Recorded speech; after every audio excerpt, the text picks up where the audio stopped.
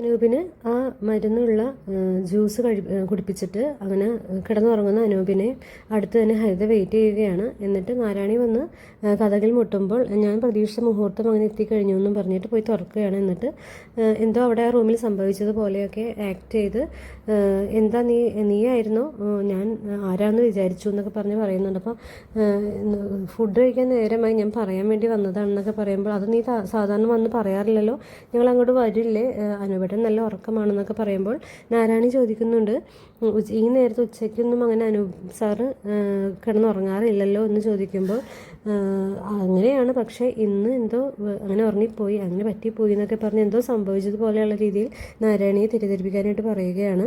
അപ്പോൾ നാരായണിക്കും വിഷമമാകുന്നുണ്ട്. അപ്പോൾ ഹരിത പറയുകയാണ്, എന്തായാലും ഞങ്ങൾ അങ്ങോട്ട് വന്നേക്കാം, ഞാൻ അനൂപേട്ടനെ വിളിച്ച് എഴുന്നേൽപ്പിക്കട്ടെ, കുറച്ച് നേരമായി ഇപ്പോൾ ഉറങ്ങുന്നു എന്നൊക്കെ പറഞ്ഞിട്ട് നാരായണി അവിടെ നിന്ന് പറഞ്ഞു വിടുകയാണ്. അപ്പോൾ നാരായണി പോകുന്ന വഴിക്ക് നാരായണി ഇങ്ങനെ ഓർക്കുന്നുണ്ട്, എന്താണോ സംഭവിക്കുന്നത് ഈശ്വര എന്നൊക്കെ പറഞ്ഞിട്ട് അങ്ങനെ വിഷമിച്ച് പോകുന്നതാണ് കാണിക്കുന്നത്. അനൂപിനെ ചെന്നിട്ട് ഹരിത വിളിച്ച് എഴുന്നേൽപ്പിക്കാൻ ശ്രമിക്കുന്നു. എന്നിട്ട് പറയുന്നുണ്ട്, മരുന്നിൻ്റെ എഫക്റ്റൊക്കെ കഴിയാറായല്ലോ, ഒന്ന് വിളിച്ച് എഴുന്നേൽപ്പിച്ച് നോക്കാമെന്ന് പറഞ്ഞിട്ട് കുലുക്കി വിളിക്കുകയാണ്. അപ്പോൾ അനൂപ് എഴുന്നേറ്റ് കഴിയുമ്പോൾ നീ എന്താ ഈ റൂമിൽ എന്നൊക്കെ ചോദിക്കുമ്പോഴേക്കും അതുകൊള്ള ഞാനല്ലേ ജ്യൂസ് കൊണ്ട് തന്നതെന്ന് പറയുന്നു. അപ്പോൾ അത് ശരിയാണല്ലോ, നീ ജ്യൂസ് കൊണ്ട് തന്നത് മാത്രമേ ഓർമ്മയുള്ളൂ, ഞാൻ കിടന്ന് ഉറങ്ങിപ്പോയി എന്നൊക്കെ പറയുമ്പോഴേക്കും ഉറക്കമെന്നല്ല, വല്ലാത്ത ഉറക്കമായി പോയി, ഞാൻ വിചാരിച്ച ഞാൻ വന്നിട്ട് ഇഷ്ടപ്പെടാഞ്ഞിട്ടായിരിക്കും ഇങ്ങനെ കിടന്ന് ഉറങ്ങുന്നതെന്നൊക്കെയാണ് ഞാൻ കരുതിയതെന്നൊക്കെ പറയുകയാണ്.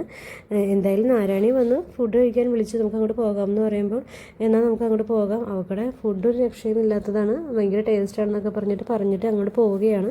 അപ്പോൾ ഹരിതയ്ക്ക് അത് ഇഷ്ടപ്പെടുന്നില്ല. പിന്നീട് കാണിക്കുന്നത് അവർ ഒരുമിച്ചിരുന്ന് ഫുഡ് കഴിക്കുന്നതാണ്. അപ്പോൾ നാരായണി ചെന്ന് വിളമ്പി കൊടുക്കുമ്പോൾ നാരായണിയോട് അനൂപ് പറയുന്നു, നീ ഇവിടുത്തെ വേലക്കാരിയൊന്നുമല്ല, നിന്നോട് പറഞ്ഞിട്ടില്ലേ ഒരുമിച്ചിരുന്ന് കഴിക്കണം, നീയും ഇരിക്കുന്നു പറയുമ്പോൾ വേണ്ട, നിങ്ങൾ ഒരുമിച്ചിരിക്കുന്നു നാരായണി പറയുകയാണ്. നാരായണിയോട് ഹരിതയും പറയാം, എന്നാൽ നീയും ഇരിക്കുമെന്ന് ഇഷ്ടമില്ലാത്ത രീതിയിൽ സംസാരിക്കുമ്പോൾ നാരായണി വേണ്ട, നിങ്ങൾ ഒരുമിച്ചിരിക്കുന്നതെന്ന് പറഞ്ഞിട്ട് നാരായണി അവിടെ നിന്ന് പോവുകയാണ്. എനിക്ക് ബാലമാമന് കഞ്ഞി കൊടുക്കാൻ നേരമായി എന്ന് പറഞ്ഞിട്ട് അവിടെ നിന്ന് പോകുന്നു.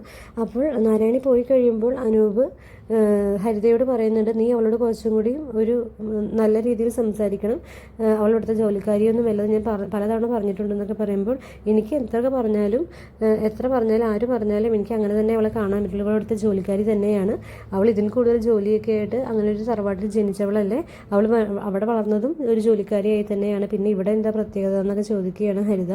ഇടയിൽ അനൂപാണെങ്കിൽ നാരായണിയുടെ കറികളെക്കുറിച്ച് വളരെയധികം വിവരിച്ച് പറയുന്നുണ്ട്. അവളുടെ ഈ കറികളൊന്നും പറയാനില്ല, അത്രയ്ക്ക് ടേസ്റ്റാണ്, ഇങ്ങനെ പോയാൽ എനിക്ക് വെയിറ്റ് വെക്കും എന്നൊക്കെ പറയുകയാണ്.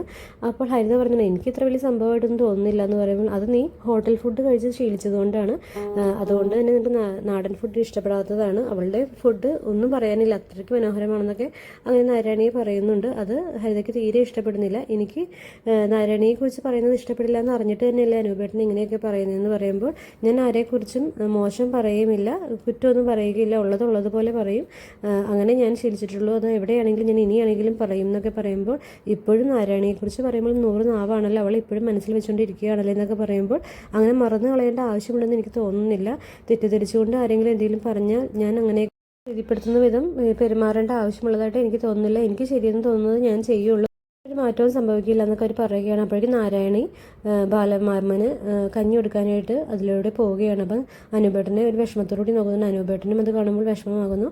ഹരിത അതെല്ലാം നോട്ട് ചെയ്യുന്നുണ്ട്. എന്നിട്ട് അതിനുശേഷം നാരായണി പോയിട്ട് ബാലമാമന് കഞ്ഞി കൊടുക്കുകയാണ്.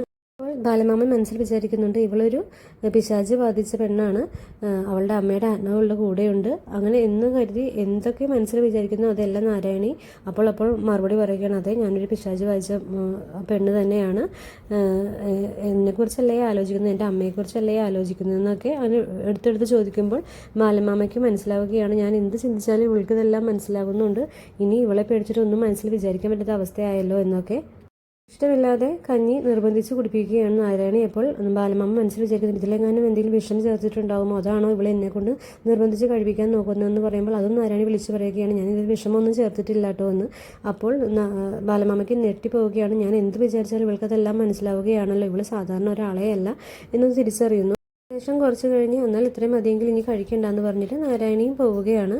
ബാലമാമ തൻ്റെ സ്വന്തം ഭാര്യയെ പോലും വെറുതെ വിട്ടില്ല, അവരെയും വണ്ടിയിടിച്ച് എൻ്റെ അമ്മയൊക്കെ കൊല്ലാൻ നോക്കിയ പോലെ നോക്കിയില്ലേ, എന്തോ ഭാഗ്യത്തിന് അവർ മരിച്ചില്ല എന്നൊക്കെ വിളിച്ചു പറഞ്ഞ എല്ലാ കാര്യങ്ങളും ഇവൾക്ക് അറിയാം എന്ന് അങ്ങനെ ബാലമാമന് മനസ്സിലാവുകയാണ്. ശേഷം ഹരിതയും അനൂപും ഫുഡ് കഴിക്കുന്നിടത്തേക്ക് നാരായണി വീണ്ടും ചെല്ലുന്നു. അപ്പോൾ തന്നെ അനൂപിൻ്റെ അമ്മയും സഹോദരിയും കൂടി അവിടെ എത്തുന്നുണ്ട്. അപ്പോൾ എനിക്ക് മതി കഴിച്ചതെന്ന് പറഞ്ഞ് അനൂപ് എഴുന്നേറ്റ് പോകുന്നു. അതെന്ത് പറ്റി, നിനക്ക് എന്താ വിശപ്പില്ല എന്നൊക്കെ ചോദിക്കുമ്പോൾ ഞാൻ ആവശ്യത്തിനുള്ളത് കഴിച്ചു കഴിഞ്ഞു എന്ന് പറഞ്ഞിട്ട് അവിടെ നിന്ന് പോവുകയാണ് അനൂപ്. ഹരിതയോട് അമ്മ ചോദിക്കുകയാണ്, എന്ത് സംഭവിച്ചു മോളെ, നിനക്ക് നമ്മൾ വിചാരിച്ച പോലെയൊക്കെ അനൂപുമായിട്ട് കൂടുതൽ ചേർന്നിരിക്കാൻ പറ്റിയോ എന്നൊക്കെ ചോദിക്കുമ്പോൾ അങ്ങനെ ഒന്നും ചേർന്നിരിക്കാൻ പറ്റിയില്ല, പക്ഷേ കുറച്ച് കാര്യങ്ങളെല്ലാം ഞാൻ നാരായണിയെ ഒഴിവാക്കാൻ വേണ്ടിയിട്ട് ചെയ്തു വെച്ചിട്ടുണ്ട്, അതിനു വേണ്ടിയാണ് ഇനി എൻ്റെ പ്രയത്നങ്ങളെല്ലാം എന്ന് പറയുകയാണ്. നാരായണയുടെ മൊബൈലിലേക്ക് അനൂപും ഹരിതയും കൂടിയുള്ള റൂമിൽ കിടക്കുന്ന ഫോട്ടോ അയച്ചു കൊടുക്കുകയാണ് നാരായണിയെ തെറ്റിദ്ധരിപ്പിക്കാനായിട്ട്. അത് കണ്ട് നാരായണി വിഷമിക്കുന്നതിന് ശേഷം വീണ്ടും നാരായണി അനൂപിൻ്റെ വീട്ടിലേക്ക് ചെന്ന് അവിടെ പാത്രം കഴുകിക്കൊണ്ടിരിക്കുമ്പോൾ അനൂപിൻ്റെ അമ്മ വന്നിട്ട് മോള് വീണ്ടും വന്നോ, മോള് എന്താ പിന്നെയും വന്നതെന്നൊക്കെ ചോദിക്കുമ്പോൾ കുറച്ച് പാത്രം കഴുകാനുണ്ടായിരുന്നു അമ്മ, അതിന് വേണ്ടിയിട്ടാണ് ഞാൻ വന്നതെന്നുള്ള കാര്യം അറിയിക്കുകയാണ്. മോൾ ഇവിടുത്തെ ജോലിക്കാരിയൊന്നുമല്ല, അങ്ങനെ തോന്നുന്നുണ്ടോ, ഞങ്ങളുടെ വീട്ടിൽ അങ്ങനെ വല്ലതും തോന്നുന്നുണ്ടോ എന്നൊക്കെ, എങ്ങനെയൊന്നുമില്ല അമ്മ എന്നൊക്കെ പറഞ്ഞിട്ട് അവർ തമ്മിൽ സംസാരിക്കുന്നത് കാണിച്ചിട്ടാണ് ഇന്നത്തെ എപ്പിസോഡ് അവസാനിക്കുന്നത്. Okay, by.